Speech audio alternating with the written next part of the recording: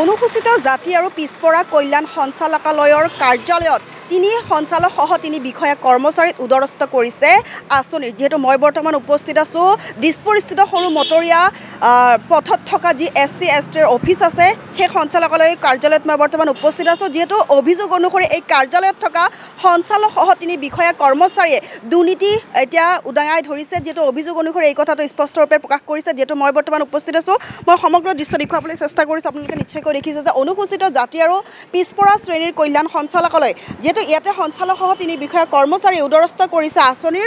আৰু সাধাৰণ যেহেতু ইয়াতে যিগৰাকী সঞ্চালক আছে আৰু লগতে যি তিনিগৰাকী বিষয়া কৰ্মচাৰী আছে তেওঁলোকে কোটি কোটি টকা ধন সংগ্ৰহ কৰা এক ধৰণৰ দুৰ্নীতি কথা স্পষ্টৰূপে উলিয়াই পৰিছে। যিহেতু অভিযোগ অনুসৰি যিসকল লোকে অভিযোগ কৰিছে সেইসকল লোকে আমাক স্পষ্টৰূপে এটা কথা জনাইছিলে যে এই কাৰ্যালয়ত সঞ্চালক সহ তিনি বিষয়া কৰ্মচাৰীয়ে ধন চপোৱাৰ এক ধৰণৰ অভিযোগ উত্থাপিত কৰিছে আৰু ঠিকাদাৰৰ সৈতে মিলি আঁচনি ৰূপায়ণৰ নামত কেনেকৈ দুৰ্নীতি কৰিছে সেয়া উত্থাপন কৰিছে।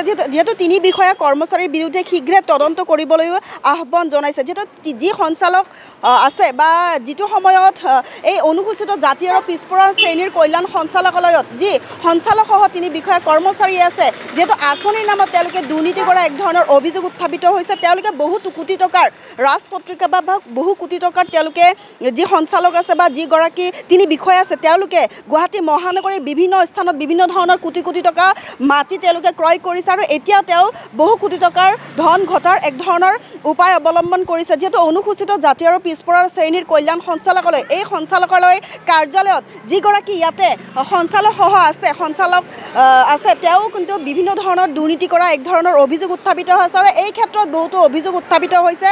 আৰু কেৱল সেয়াই নহয়, তেওঁ বহু ধৰণৰ আঁচনিৰ নামতো দুৰ্নীতি ৰূপায়ণ কৰা দেখিবলৈ পোৱা গৈছে। আৰু যিহেতু অভিযোগ অনুসৰি তেওঁ আমাক এই কথাটো স্পষ্টৰূপে জনাইছে যে সঞ্চালকালয় কাৰ্যালয়ত যিসকল সঞ্চালক আছে তেওঁৰ লগতে যি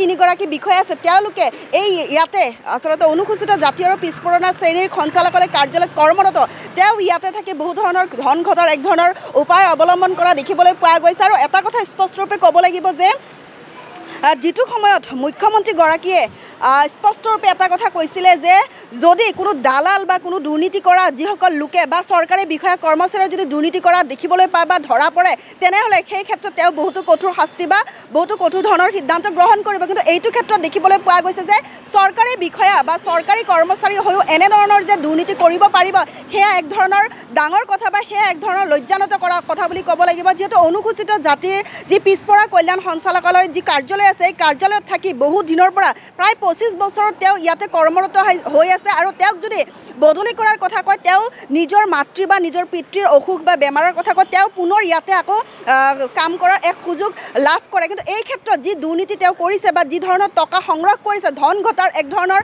উপায় অৱলম্বন কৰিছে, এই ক্ষেত্ৰত চৰকাৰে কেতিয়া মাত মাতিব বা যিসকল লোকে অভিযোগ কৰিছে তেওঁ এটা কথা স্পষ্টৰূপে কৈছিলে যে চৰকাৰৰ ঠাইতো চৰকাৰকো এই ধৰণৰ যি এই দুৰ্নীতি কৰিছে সেই দুৰ্নীতিৰ কাগজ পত্ৰ প্ৰমাণ সহকাৰে দিয়া হৈছিলে। তাৰপিছতো চৰকাৰে কেতিয়া মাত মাতিব? যিহেতু মই বৰ্তমান উপস্থিত আছোঁ আৰু যে সঞ্চালকালয় কাৰ্যালয় আছে আৰু ইয়াতে যি তিনি বিষয়া কৰ্মচাৰী আছে তেওঁলোকে যি দুৰ্নীতি অৱলম্বন কৰা দেখিবলৈ পোৱা গৈছে বা দুৰ্নীতি কৰিছে সেইসকলৰ লোকৰ লগত কি ব্যৱস্থা গ্ৰহণ কৰিব সেয়া সময়তে দেখুৱাবলৈ চেষ্টা কৰিম। চাই থাকিব আমাৰ সৈতে এনি ভাৰত 24।